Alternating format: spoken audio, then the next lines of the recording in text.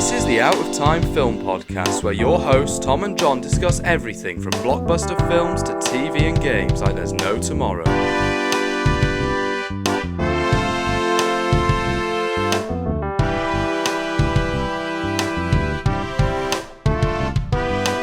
Hello and welcome to the Out of Time Film Podcast. I'm Tom. I'm John. And this week we're talking about Gladiator II. Electric Boogaloo. This just feels like a Smosh skit, doesn't it? We got a sequel many, many years later, and it just feels very odd. It's just like, why did this come to fruition? Ridley Scott just put it away. It was a beautiful ending to the movie. I was so satisfied watching that movie for the first time this year. Amazing. I absolutely love it. And then hearing about it was one of the most shocking things ever. I was like, is this real?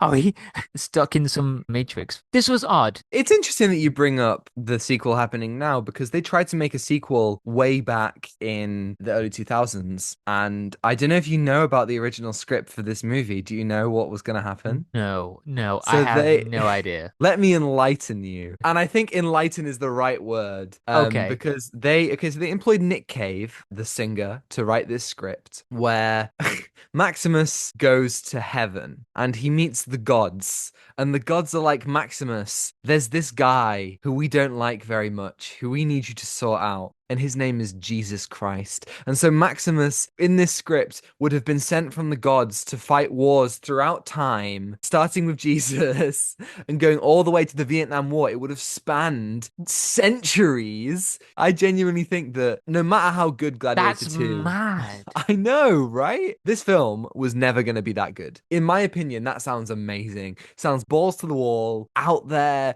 insane, crazy, like nothing we've ever seen before. Kind of like what Joker 2 wanted to be, something that isn't at all for the fans of the original, that takes it in a completely different way. And obviously they would never make that film, but my God, that sounds awesome. Is the script available? Yes, apparently it is. Apparently you can read it. Oh my God.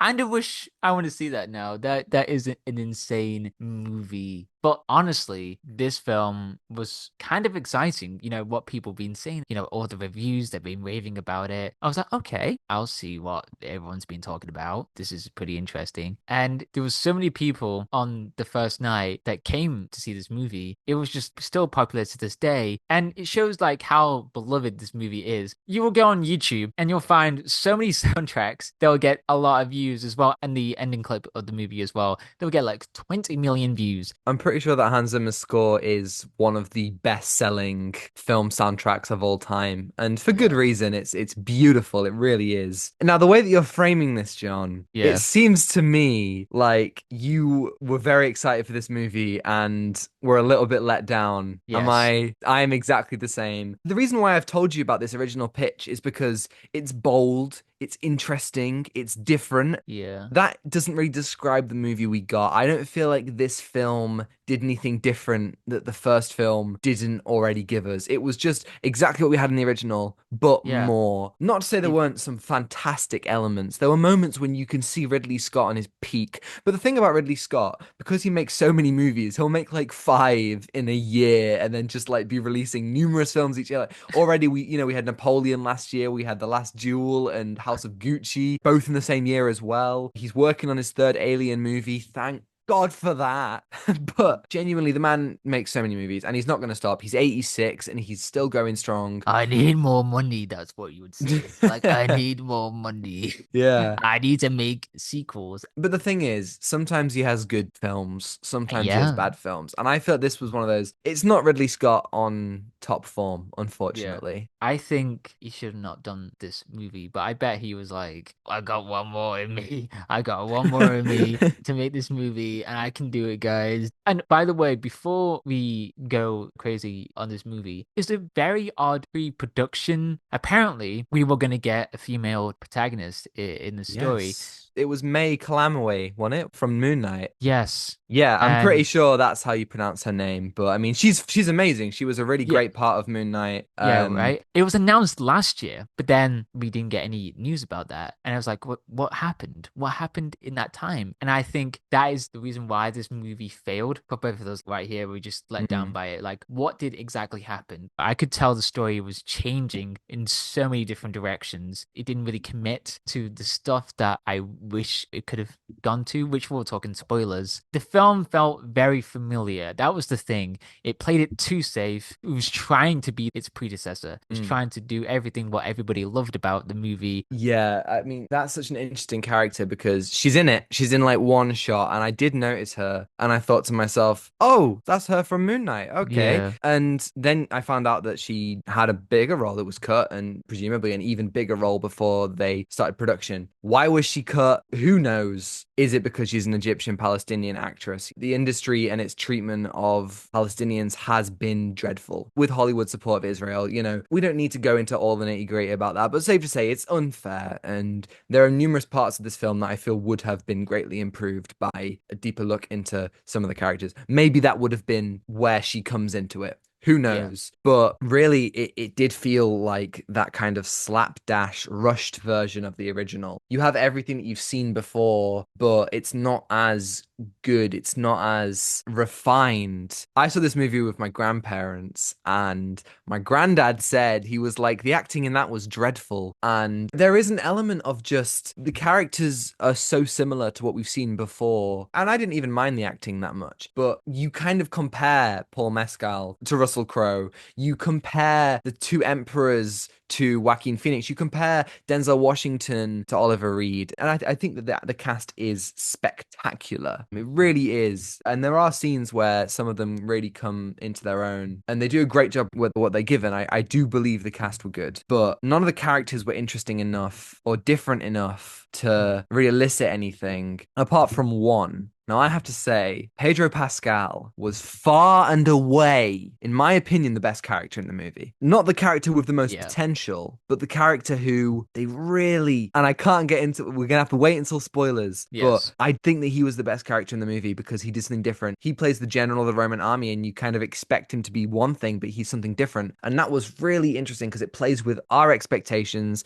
it plays with the tropes, it plays with what the first film has established, and it's brilliant the way that they explore him. But he's not even top 3 most prevalent characters in the movie. He's not something that the film is interested in exploring. So we kind of feel stuck the whole time with Lucius, who is just like Maximus again. So much of his character echoes what came before, but the meaning of that falls hollow. And so I just wasn't really interested in him as a character. Yeah, again, it wasn't coherent enough to understand about Lucius as a character because it was just like an echo of Maximus. And the whole of the movie, we get to explore Maximus' leadership qualities. He doesn't give up hope, but he tries to lead the other people. And you get to learn about that when he was in the army. But then in this movie, there wasn't anything like that with the leadership quality because he's like, okay, I guess I'm leader. That was just too quick. There wasn't really any obstacle or anything to say, oh yeah, that is a well-defined character. And I just don't like how, okay, why are we following this character? What the movie was trying to do was trying to get Lucius back to Rome, but there wasn't any impact of anything of change of like passing down this legacy, but also reflecting on his past, like how Maximus has an impact on him and how did he feel like when he came back to Rome? Was it devastating? Is it weird? But no, there wasn't really anything to reflect that. It was just fine. Okay, cool. I'm fighting in Rome. Sure. There wasn't really any change for him to become this leader. It just felt very quick. Yeah, which is weird because it's a long film, 2 hours, 30 minutes. Like we have theoretically loads of time to flesh out all these elements, but we just don't. And I feel like that's because they want to get to the Colosseum. They want to get to the action that we liked about the first film. And that just feels like a big missed opportunity. Ridley Scott has never really been a franchise guy. The only time that he's ever done anything franchise has been Alien, Prometheus, right? He returned to that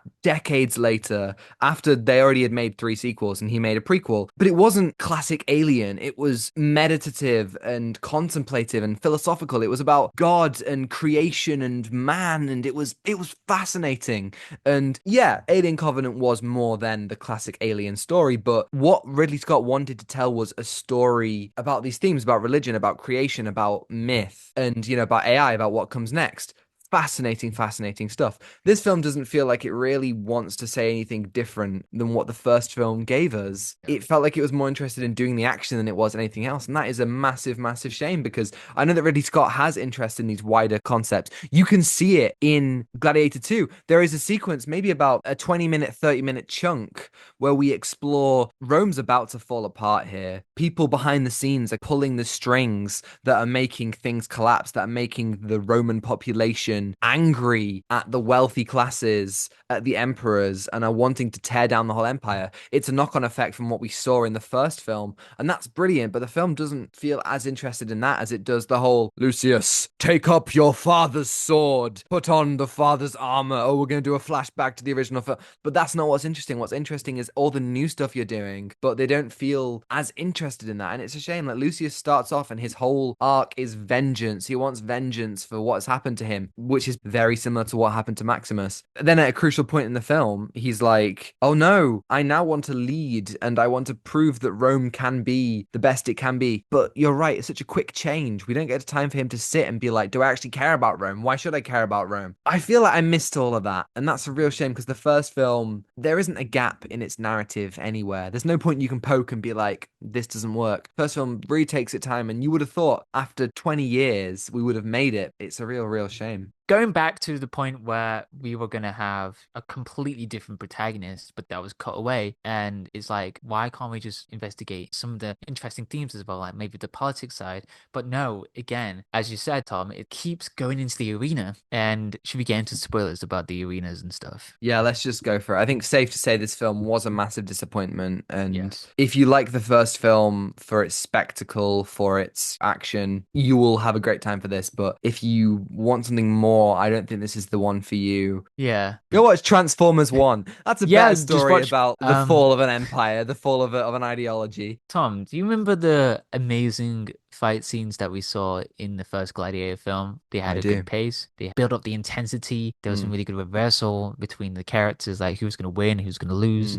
But arena sequences that we have in this movie are very odd. From the trailers, you probably would have seen this. The massive water world arena that we have right here, that looks like it's from Disneyland, and it's so out of place. It's strange that they decided to have sharks and then this whole entire like boat sequence that they're going to fight each other. And we have another fight sequence where they were fighting. What was the first one they were fighting? Baboons? Baboons, yeah, baboons. These Weird deadly CGI baboons. I wish they could have made something practical. I mean, well, we can't have animals, like actual animals in it. You wanted Paul Mescal to be wrestling with a monkey and actually take a bite out of it. WWE! We can have like the Undertaker coming in. That would have been fine. That would have been fine. He could be in the movie and he'd just be like, okay, here he is. I would have accepted that. They would have had the Undertaker play Jesus in the original script. And then like that scene a year ago or something, like he appears out of nowhere. That could be an amazing scene. But like it's that. Jesus. He's wearing like a robe. I love it. Yeah. I love it. But the commentator was God,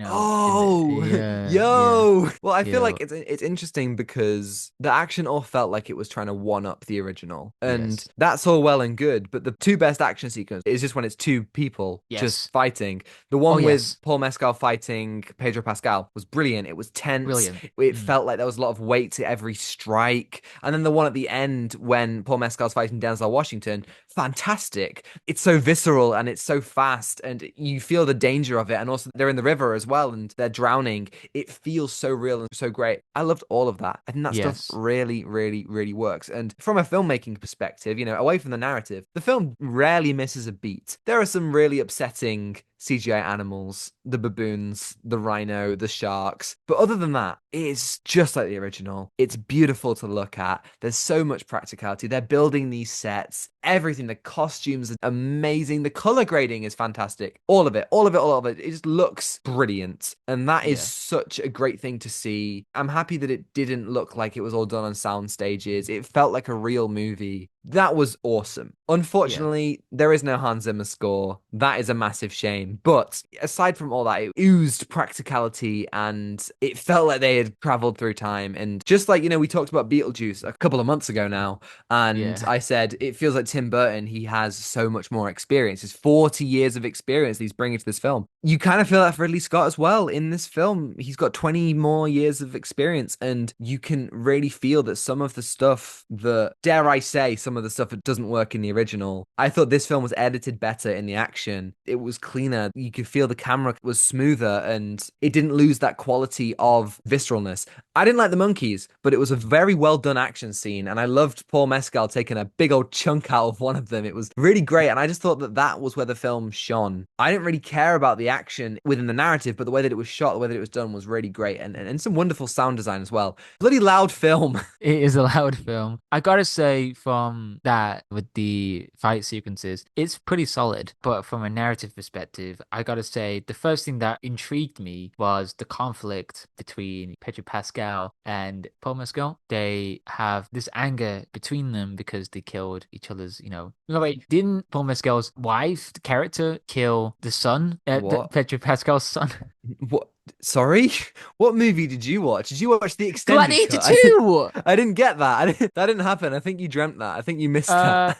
I fumbled right here. Never seen someone lose their confidence so much. Just remember when Pedro Pascal's son dies? Like, what? Sorry? No, is it not his brother or something that dies? I think it's just like another army person, Really? I thought it was someone another soldier. close. I blame the movie dialogue then. I misheard some things. I am going to blame on that. But no, so let's go back to what I was saying about the conflict. So I love the conflict between Pedro Pascal and Paul Mescal, the dynamic because of the mother that is in love with Pedro Pascal's character. And it's like, that was really fresh. And it's like this idea of this person also killed someone that I loved as well. So it's like this whole loop, this cycle of violence that we have. And I thought that was a really good first part of the story that got me hooked, but then it just dissolved and it didn't really have anything to say because it was focusing on the first part of he lost his wife and he doesn't really reflect that. We just forgot about it and we just go on to somewhere else. That was one of those things where we're just repeating stuff from the original for the sake of it. In the original, you feel Maximus's love for his home. You never even really get to see his wife and kid, but there's that scene where he talks about the wheat growing and the smell of the flowers and, how beautiful it is to be his home. His son's playing in the garden and, he's with his wife. You feel that just from Russell Crowe's performance. I mean, hey, the man won an Oscar. He won Best Actor for his role as Maximus. In this one, you don't feel the love between Paul Mescal and his wife. And then when she dies, it's just like, yeah, fine, on to the next thing. It was a real shame because you could have given him a different conflict for him to hate Pedro Pascal. But the moment that you see Pedro Pascal watching all the bodies being burned and he says, I claim this city in the honor of Rome, you see the conflict in immediately. And I went, hold on, this isn't just the classic villain that I thought he was going to be. He is someone different. And then you begin to see the conflict within him and that he doesn't really believe in the Rome that he's fighting for. Pedro Pascal in this film is Maximus. That's brilliant. The idea that Maximus is, from our protagonist, from Lucius's perspective, the villain, the antagonist, is exactly who we were following in the other film. Brilliant. Yeah. And so when the two of them are fighting, it's like Batman v Superman. Like Paul Mescal, he sees blood, he sees rage, and Pedro Pascal's like, mate, listen, I'm not who you think I am. I've done some terrible things, but really, I hate this just as much as you do. I think it really, really works, that whole conflict. But then they killed him. And so they killed him. All of that great stuff of the best character in the movie They could have expanded upon that. They could have. That's the most interesting part, and I was really, real shame. I acknowledge that we have too many characters. There are two emperors, and they're both so much like Commodus, it's ridiculous. Like, what's the point of them? I enjoyed their screen presence, but what was really the point? Derek Jacobi comes back as one of the senators from the original. Why? He's in like 2 scenes. Like what? Like at the end of the first film, Connie Nielsen's like, Derek Jacobi, I give Rome to you, senator. And he's like, thank you. And in this film, he's like, I fucking lost it. I lost Rome. I don't know what I'm going to do. I gambled it away. It away. Yeah, and it's like, can you get Rome back? I need to get, what was the currency back in Rome? I don't know, doubloons?